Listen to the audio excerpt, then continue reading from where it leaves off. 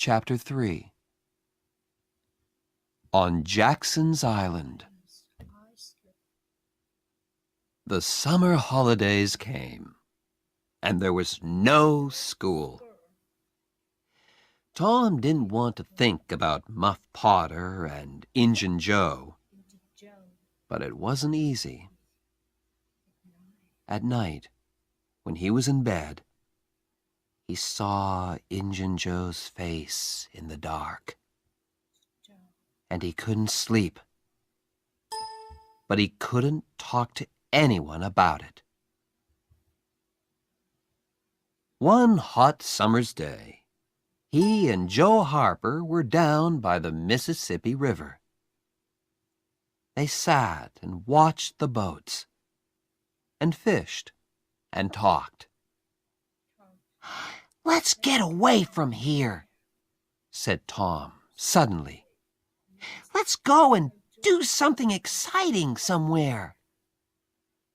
"Okay," said Joe. "But what? And where?" "I know," Tom said. "Let's run away. Let's go and live on Jackson's Island. We can sleep out under the trees." Jackson's Island was in the Mississippi, 3 miles south of St. Petersburg. Nobody lived there. "Let's ask Huck Finn, too," said Tom. "But don't tell your mother or father or anyone. Go home and get some things to eat, and meet me here at midnight." So that night, 3 boys in a small boat went down the river to Jackson's Island. They had some bread and some meat, and Huck had his pipe, too. When they got there, they carried everything onto the island and made a fire under a big old tree. Then they cooked some of the meat over the fire. And oh, that meat was good. The best dinner in the world.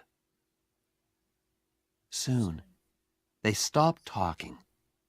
Their eyes closed, and they slept.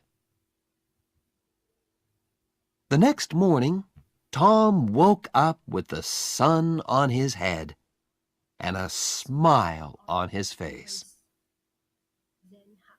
Then Huck and Joe woke up, and the 3 boys ran down to the river to swim. After that, they fished, and soon they had about 6 big fish for their breakfast. They cooked the fish on their fire and ate them all. They were very hungry.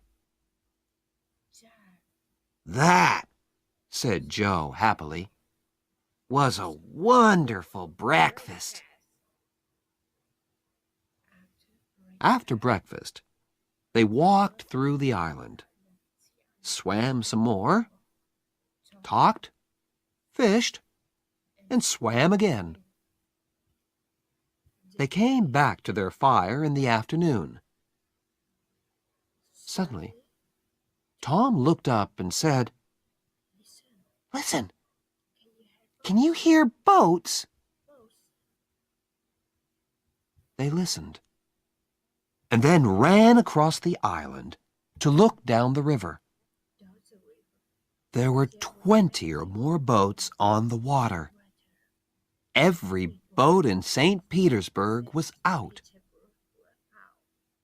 "What are they doing?" asked Joe. "They're looking for a dead body, I think," said Huck. "They did that last summer, when Bill Turner fell in the river and drowned." "Who's dead, do you think?" asked Joe. The boys watched the boats. Suddenly, Tom cried, "I know who's dead! It's us! They're looking for us!" This was wonderful. Tom looked at his friends. "We're famous," he said. "Everybody in St. Petersburg is talking about us. And they all feel sorry for us." Night came, and the boys went to sleep. But Tom did not sleep. And when morning came, he wasn't there. "Huck, where's Tom?" cried Joe. "I don't know," Huck began. "But look, there he is. He's swimming across to the island now. Hey, Tom!" At breakfast, Tom told his story. "I went home last night," he said, "and listened at the window. Joe, your mother was there too, and she and Aunt Polly cried and cried. I heard some very interesting things. On Sunday, there's going to be a big funeral at the church. For us.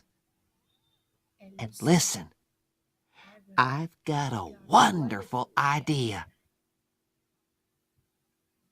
Huck and Joe listened and laughed. And yes, it was a wonderful idea. That night, the boys cooked some more fish. And after dinner, Huck got out his pipe and began to smoke. "Can we smoke too?" asked Tom. "I want to learn." So Huck made pipes for Tom and Joe, and the three boys sat and smoked. "Hey, I like smoking," said Tom. "It's easy." "It's nothing," said Joe. "I'm going to smoke every day." But after 10 minutes, Tom and Joe got quieter and quieter, and their faces went an interesting color. "I'm going for a little walk now," said Tom.